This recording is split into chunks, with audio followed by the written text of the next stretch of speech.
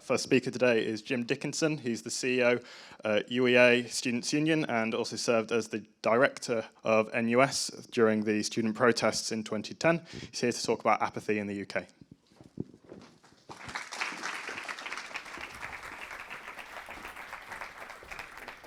Hello.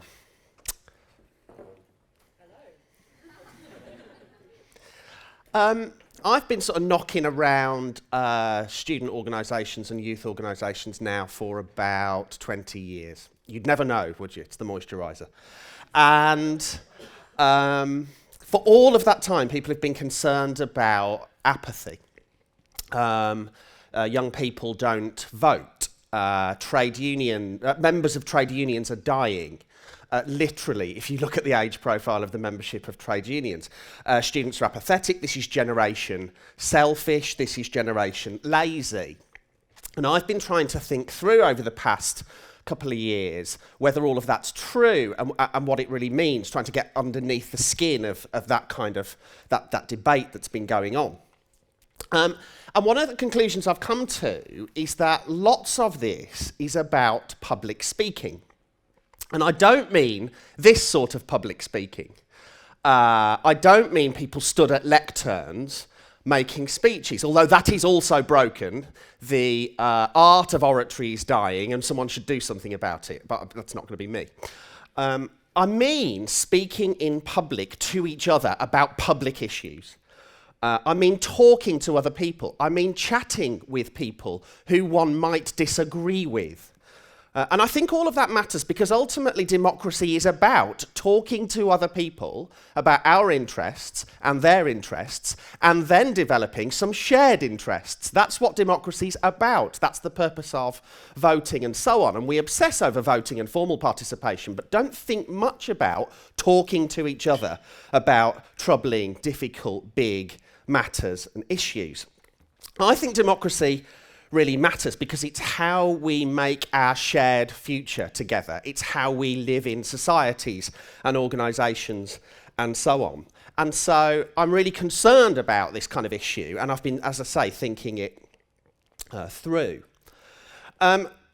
One of the things I think that happens a lot in this kind of debate that goes on is lots of people are really concerned about kind of formal political participation, voting and elections and all of those sorts of things. And certainly in the EU debate that's going on right now in the UK, lots of people are concerned about the number of people that are actually going to participate in that. But one of the things I've noticed over the past couple of years is that what people talk about privately is different to what is talked about publicly. And what do I mean by that? Well, what I mean is that I think one of the things that's going on is that we speak publicly in private and privately in public. So let me give you an example. I think when you see student campaigners on television or in the newspapers, they're portrayed as being self-interested. They're talking about their own debt and their own future and their own lives. But when you talk to student campaigners privately, off the TV screen, they're talking about education as a social good, the future of the country, and so on. So in public, people are portrayed as having private, selfish interests, but privately people chat about public issues. Similarly, there are lots and lots of campaigners on lots and lots of issues who are portrayed as only thinking about their family or themselves on television, but then are portrayed, when you chat to them, thinking about the world behind the scenes. Even in that Europe debate that's going on right now, we're encouraged to think of Britain's interests, but no one ever talks about Europe's interests. I quite like being a member of Europe, and I'd like to think about Europe as a community, but we're never encouraged to think publicly. And I think that's weird, because it means that politics and representativeness and representatives feels like a selfish, spoiled space. It feels corrupt. Now, in the end, the result of all that is that politics and democracy gets reduced to a series of people competing for our vote with different retail offers, and we just choose one, rather than a dialogue between us about what our shared future ought to look like. And I think that's very, very sad. And linked to that then is this sense that people are apathetic about participating in that process. So students are generally regarded as apathetic, young people are regarded as apathetic. Occasionally, students and young people are regarded as not apathetic at all. They're all online, they're doing it all online. But actually, if we're being honest, when you see what they're doing online, they're either ranting at each other or they're checking Facebook. They're probably not talking to each other about difficult issues. Even in 2010 in the UK, when student fees were being tripled, activists were being portrayed as selfish rather than having a discussion about the future of education, as I said earlier.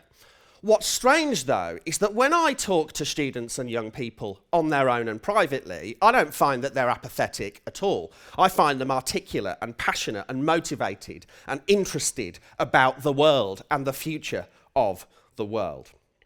In truth, what's happening is the moment they move into public settings, they're starting to put lots of effort into appearing apathetic. So let me just explain what I mean by that. Let's go first and look at those activists. So I've met lots and lots of student activists over the past 20 years. And I'll tell you this, they're really passionate about issues, but they only talk to themselves. They're absolutely terrible at talking to people that disagree with them. Even on Twitter, they spend hours on Twitter spewing forth their views to people who already agree with them because they are their followers. But you ask most student activists and radical campaigners, have you spoke to your gran? Have you worked on your dad who you argued with at Christmas? Have you spoken to the woman down the road? They'll say no. So activisty types, this is one of the formal pieces of civic participation that we think will rebuild democracy, aren't really having a shared discussion about the future of society. Then take this lot. So one of the groups of people I work with a lot are student union officers in students' unions. That's kind of been my job over the past 20 years. Now, this lot aren't talking about issues either. And it's because there's huge pressure on them to be seen to be doing things rather than talking about issues. So I did an analysis last year of the minutes of student union meetings over the past 10 years in 10 student unions. And they all talk about what they've done for students, but none of them talk about issues, because talking about issues doesn't necessarily lead people to say you've achieved things. So activists aren't talking about the world and issues, and student representatives aren't talking about the world and issues. Then there's volunteers. I live in Watford. I am a trustee of a homelessness charity, and we have lots of volunteers. And so another form of formal civic participation where people are starting to build their skills of democracy is supposed to be volunteering, right? But I've listened to lots of the conversations amongst those volunteers. And what they do is they constantly talk about things that they can definitely achieve and deliver rather than issues. And I'll give you an example from a meeting a couple of weeks ago. A bunch of them were sat round talking about a new project that was going to be in North Watford. And they were talking about what they might provide for the homeless people in that part of North Watford. Toothbrushes or blankets or overnight stays or love. One of them turned around and said, shouldn't we be working on preventing people from becoming homeless in the future? Someone else said, yes, but that's really complicated. And someone else said, well, we don't want this to get political. We don't want this to get political. So in volunteering, another form of formal civic participation, there's a real pressure to not talk about troubling political issues, but to talk about what we can do, because we do good around here. And lots of volunteers that I've met over the past 20 years are in this space. And then there's this lot. If you read the textbooks, in theory, people in coffee shops, and then over the past 100 years in pubs, until drinking at lunchtime started to become a bit taboo, and now back in coffee shops, people are supposed to exchange political views in coffee shops and pubs. And I've listened to lots and lots of conversations in the student union bars I've visited over the past 20 years. And I've visited lots of student union bars over the past 20 years, and even some student union coffee shops. And I've listened to lots of those conversations, and people are talking about issues, but the moment anyone gets a bit political, high levels of cynicism shut each other down. So I can listen to people in pubs and clubs, and the cool thing to do is to shut each other down and to express cynicism about politics rather than to talk about interesting political issues. So I'm interested in what we can do about that. And crucially, I'm really interested in the people that aren't engaged in any of those pieces of civic participation at all. What do we do for those people, other than just say you ought to register to vote and so on? Now, we tend to think of apathy as a state. One is either apathetic or not. And I'm pretty lazy. But if I'm sat on a park bench and someone falls over in front of me, guess what? I'm shook out of my apathy and I will actually stand up and help them or phone an ambulance or something. So I'm interested in how we can shake people out of that apathy, how we can shift their state. Some people argue if you just remove the barriers to involvement, it will be fine. But I'll tell you this, burglars won't burgle your house unless there's something worth stealing inside it. So even if you leave the door wide open of your house, the burglars still aren't going to come. So there's no point just removing the barriers to involvement. And in fact, if people are really motivated, if you've got something really worth stealing, the burglars will find a way into your house. Yeah? So I'm interested in not removing the barriers to involvement. I'm not interested in those solutions that say, well, if people could just vote on their iPhone, there'd be better turnout in elections. I'm interested in what makes people think, I'm so motivated, I'm going to walk down to the polling station. What gets them excited? And what I've been doing is I've been watching incredibly good, passionate, fantastic, talented student officers, and I've been watching the bad ones too. And I've worked out what the really good ones do to get students excited and motivated and involved and so on. And it's a staircase. So, first step on the staircase. The first thing they do is they talk to students about students' experiences. They'd say to students, what's it like to be on your course? How was it travelling in this morning? What's your teaching like? What's your learning like? They actually talk to students about their experience. And certainly most of my chats with representatives or people that knock on my door involve them talking about themselves. They don't involve a lot about them talking about me and my life. So talking to people about their lives, their lived experience, is quite attractive to most people. And we don't do it very often. People like, in other words, to be given an opportunity occasionally to reflect on themselves and talk about themselves. The second step is then injecting some injustice. So I've seen really good student officers talk to students about things, and they might find out during that process, for instance, that students have got 3 exams on one day. And the student officer, at that point, the really good ones will say, that is outrageous. How on earth are you supposed to perform well if you've got 3 exams? That is a disgrace. And they're doing 2 things at this point. One, they're drawing on comparisons to either external standards or other experiences so that people realise that their experience isn't just, and they get a bit wound up. They use words like outrageous, disgraceful. That is an outrage. So first you talk to people about their lived experience, and second you inject some injustice so they understand that what they're going through isn't perfect. Step 3 then, after that injustice injection, is this bit about visioning and belief. And it's where you literally right the wrongs. So if something is going wrong for someone's life, you can convert it into a right. So you might say in that student experience example, I believe that students ought to have the right to only sit 1 exam on one day in order to do really well, and that the timetabling function of the university ought to make sure that students only have to have 1 exam on one day. That's a good belief. So at this point, you turn the lived experience that's a bit miserable, that they now know is miserable, into something that you can believe in. And believing in things is really important. And then the final step is getting them to take some action. Sign a petition or come to a meeting or whatever that thing might be. Now, a few things about this. First of all, if you look at the steps here, if you spend 40% of your time on experience and 30% of your time on injustice injection and 20% of your time on visioning and 10% of your time on action, those are roughly the right percentages.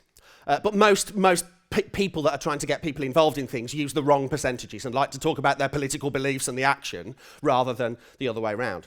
The second thing is it's an order. You have to go up the stairs.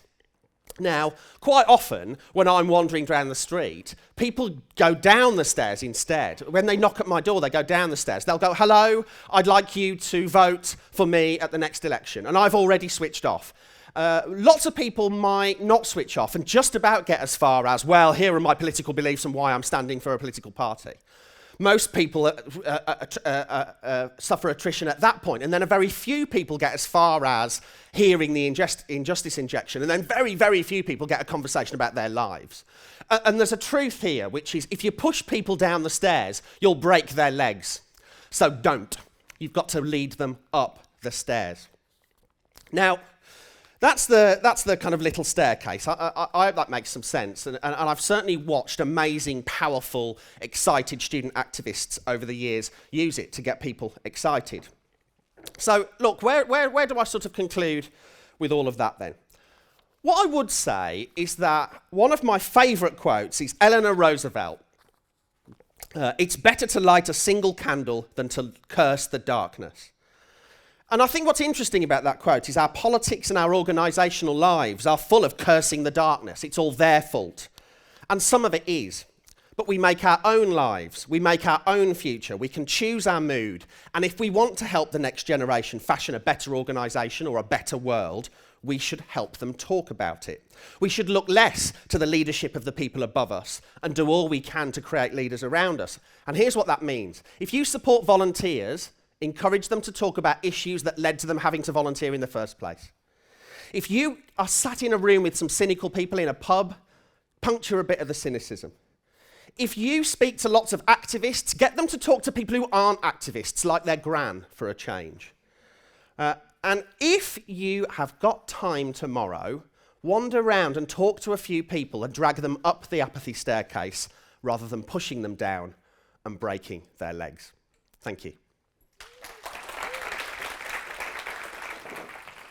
Please don't make